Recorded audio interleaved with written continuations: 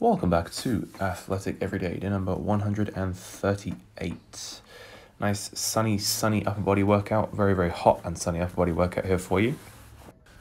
Felt like I would start working on some muscle ups again in this second phase of my upper body training program.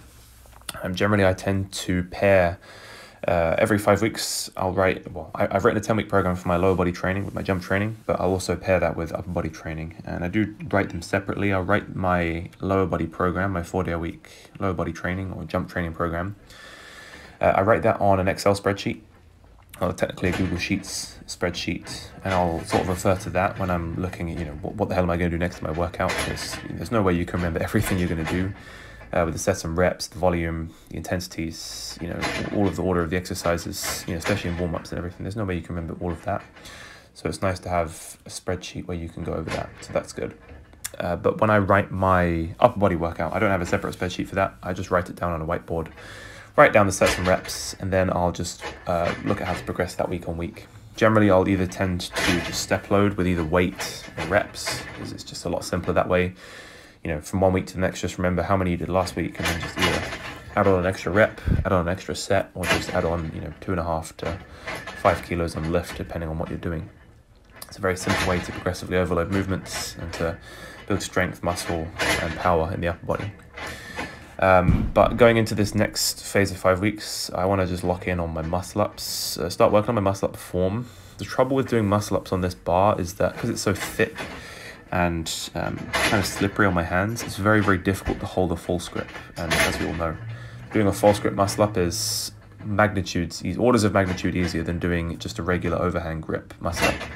Something I learned just from practicing muscle ups a lot recently is that false grip, because the palm of your hand is already over the top of the bar, it makes it so much easier for you to get that transition phase when you transition from pulling and then you get your chest and sort of sternum over the bar into pushing, and then you do that straight bar dip.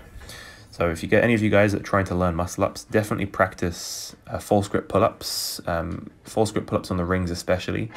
It's actually very difficult to get. I don't think it's even possible to do a ring muscle up without a false grip. So ring pull-ups are definitely a must for if you're trying to learn the pulling mechanics for a muscle up. Because a muscle up, the pulling mechanics, although they're very similar to pull-ups, it's definitely better to train a lot more specific, specific adaptations to impose demands. If you impose the demand of your body of doing a pull-up with a false grip, then I can guarantee you that will make doing a muscle up a lot easier. As I mentioned previously, the hand already being in the right position to get into that straight bar dip in the top. Then I decided to do some front lever training. I haven't done front lever in a little while, but I'm actually kind of surprised with how easy these front lever raises were. Usually in the past, when I was trying this movement, I would be folding a lot more on the hips, and it'd be sort of my hips coming up last and my sort of shins and knees coming up towards the bar first. But now it is becoming a lot more straight and strict with the form. Again, it's by no means perfect and it's got a long way to go, but it's certainly improved.